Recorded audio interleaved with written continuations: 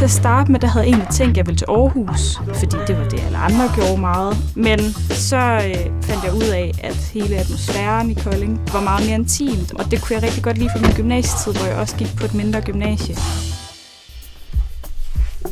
Hej. Hej.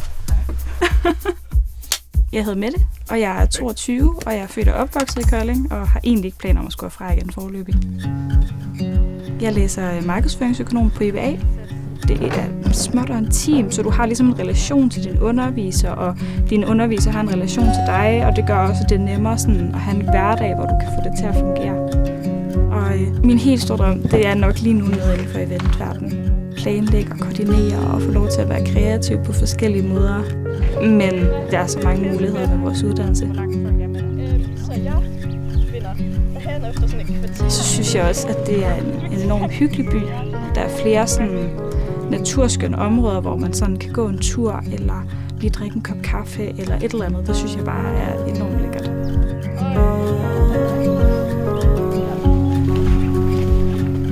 Også de mange caféer. Altså man kan jo sidde altid lige hoppe ned på en café og få en lille kaffe, eller drikke en drink, eller en flaske vin, eller et eller andet med veninderne. Det synes jeg bare er lidt fedest.